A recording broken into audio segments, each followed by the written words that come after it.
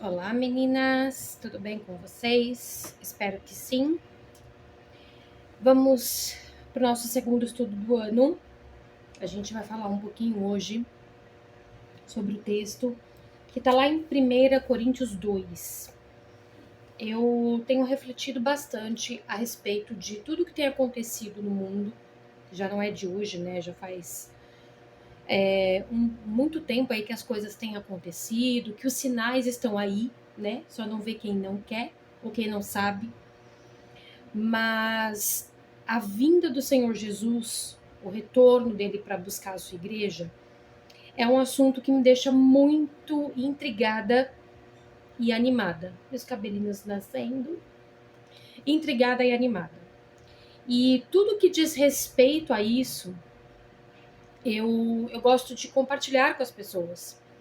Porque me parece, eu tenho essa impressão, de que muitas vezes nós vivemos como se Jesus não fosse voltar. Como se fosse uma lenda, como se fosse uma história da carochinha, como diria minha avó, né? Poxa, faz tanto tempo que Jesus prometeu e não voltou, como é que é essa história, né?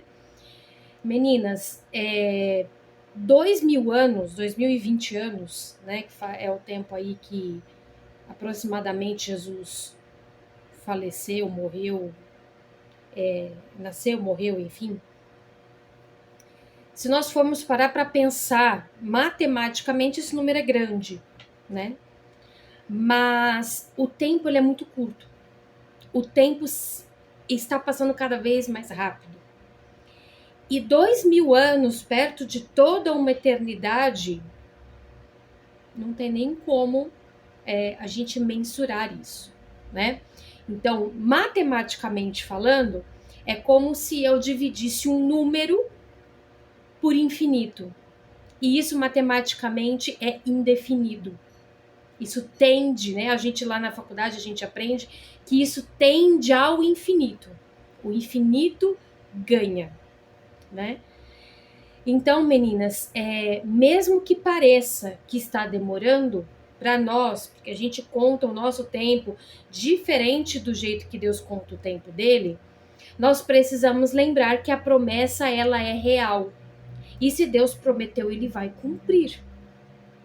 E lá em 1 Coríntios 2, a partir do versículo 6, depois, a minha orientação para vocês é que vocês leiam todo o texto, peçam orientação do Senhor, mas eu quero me atentar ao versículo 14, que diz assim: Ora, o homem natural não aceita as coisas do Espírito de Deus, porque lhes são loucura, e não pode entendê-las, porque elas se discernem espiritualmente.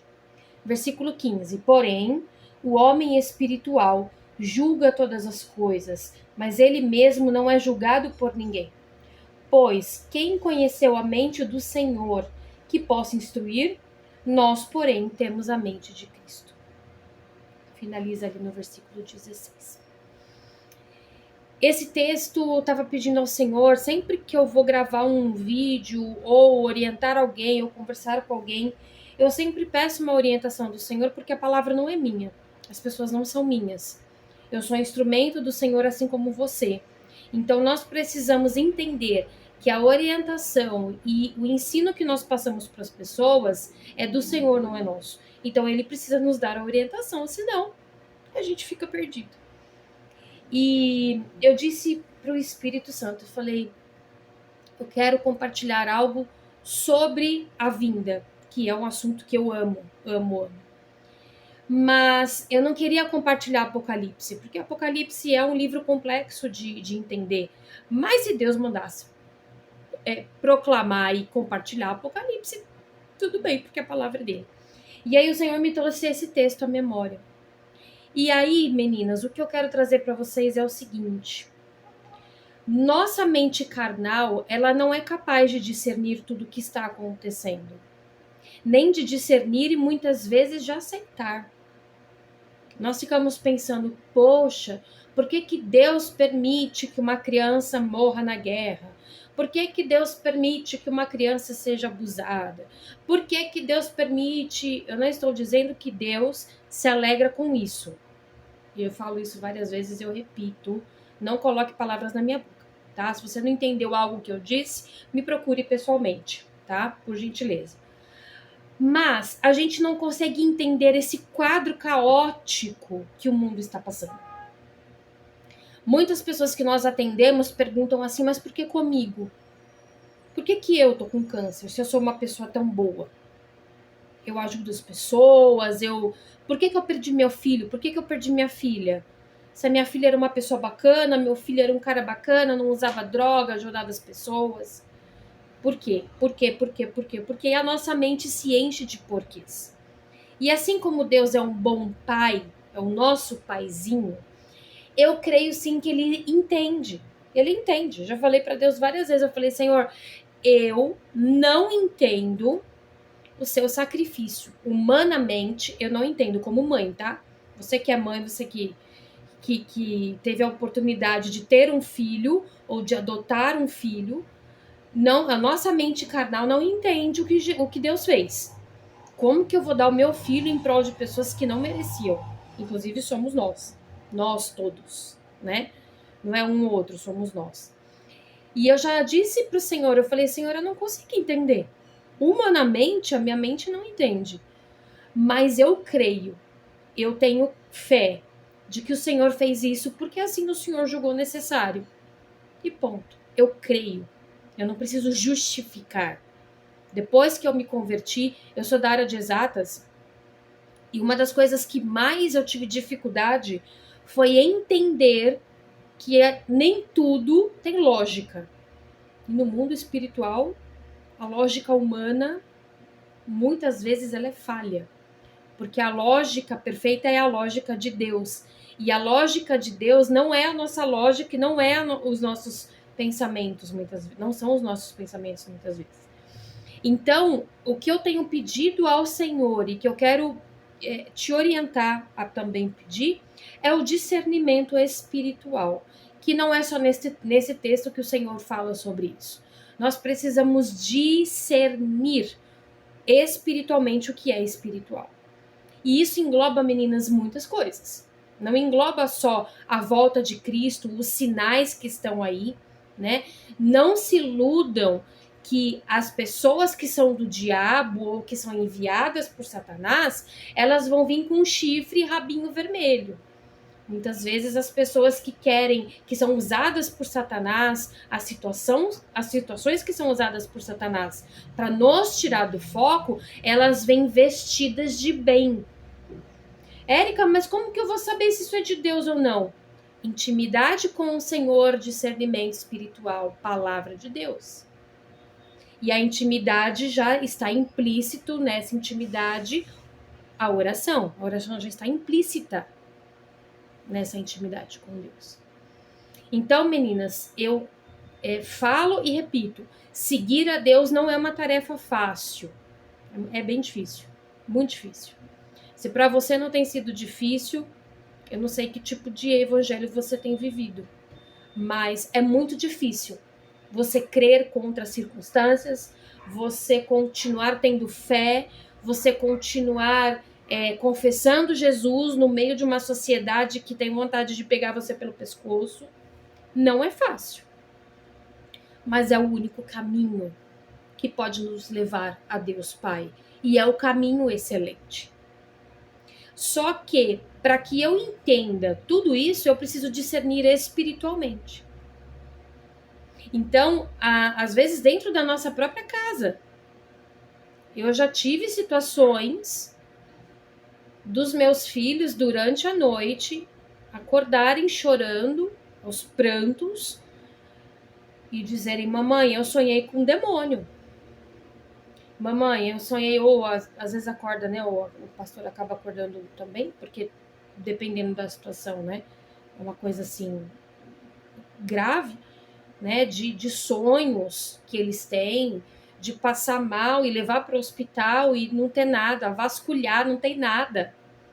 E a gente ter o discernimento do Senhor que aquilo era espiritual, Você não é obrigado a acreditar no que eu estou dizendo.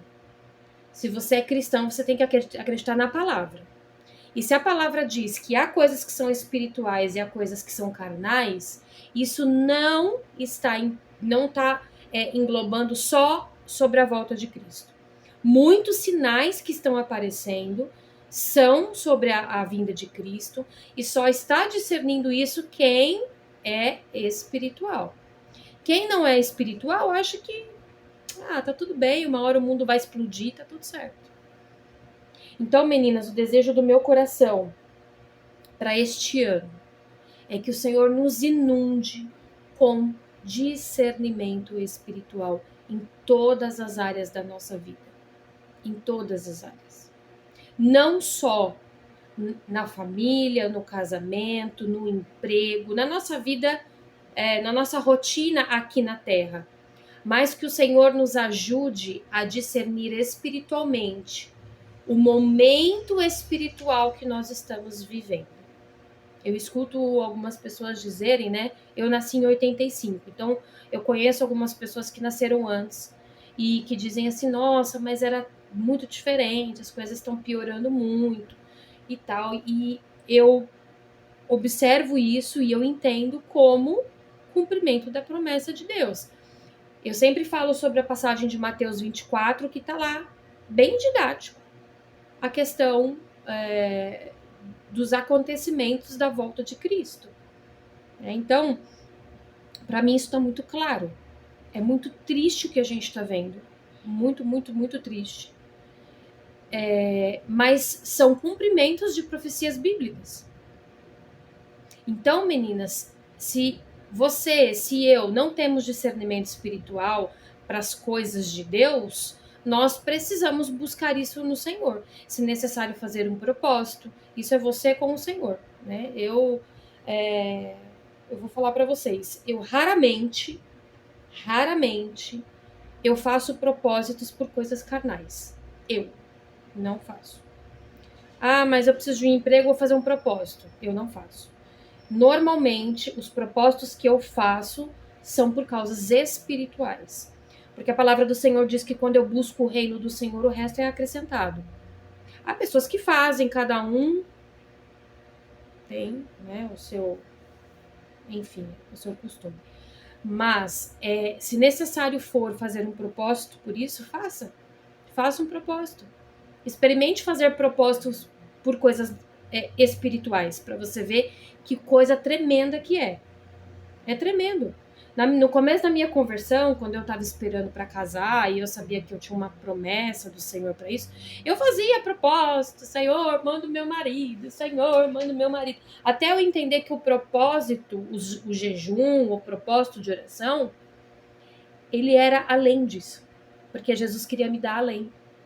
Ele queria me proporcionar coisas muito além. E aí eu comecei a atender o convite do Senhor. Eu falei, Senhor, acho que eu vou começar a fazer propósitos e jejum aí para o Senhor me dar discernimento, para o Senhor me dar interpretação de línguas estranhas. Eu comecei a buscar os dons no Senhor. O Senhor me dá sonhos proféticos. Gente, e o Senhor abriu, assim, foi tremendo. E as outras coisas foram acrescentadas. O meu casamento, ele aconteceu num período da minha vida que eu estava muito desprendida nesse sentido. Não que eu estava desacreditada da promessa, mas eu estava tão voltada para as coisas de Deus e aconteceu. E aí eu conheci o pastor e a gente se conheceu e casou e tal, e estamos aí, graças a Deus, vai fazer 11 anos juntos. Então eu quero te fazer esse convite esse ano, nem que seja uma única vez. Depois que você fizer essa única vez, você vai falar, Érica, realmente é poderoso. É poderoso no sentido de entender a movimentação espiritual. Eu sempre falo para os meus filhos, né? Quando a gente está andando na rua, eu falo para eles assim, gente, olha, o que vocês estão vendo aqui? Eles falam assim, a gente tá vendo carro, tá vendo isso, tá vendo aquilo. Eu falo assim, então, enquanto a gente está andando aqui, a palavra diz que o anjo do Senhor se acampa ao nosso redor. Eu creio que tem uma turma de anjos nos protegendo. E eles olham para mim e eles agora já acostumaram, né? Mas no começo para eles era estranho. Eu falava assim, enquanto a gente está aqui na rua, tá tendo uma guerra espiritual, porque de um lado Deus quer nos proteger e de outro lado Satanás quer nos tomar. Então, nós precisamos sempre orar por proteção, para que o Senhor nos guarde. E eu compartilho isso com eles, meninas, porque eles precisam entender que há uma movimentação espiritual. Lógico que eu não vou ficar falando de demônio toda hora com os meninos, né? E com as meninas. Mas, assim, aqui em casa a gente tem esse costume de compartilhar com eles a movimentação espiritual dentro do nível que eles podem entender, né? Então a gente tem que ter isso muito claro, isso faz parte da didática. Então, meninas, que nesse ano de 2024 nós possamos crescer em discernimento espiritual, lembrando que as coisas espirituais se discernem espiritualmente.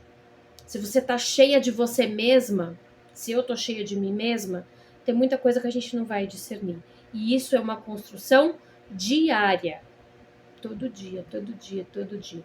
Tem dia que você levanta na carne pura, parabéns para você, eu também. Não se iluda. Não é porque a gente é liderança que a gente tá, nós somos a... Não, é uma luta diária da carne contra o espírito. É uma luta diária.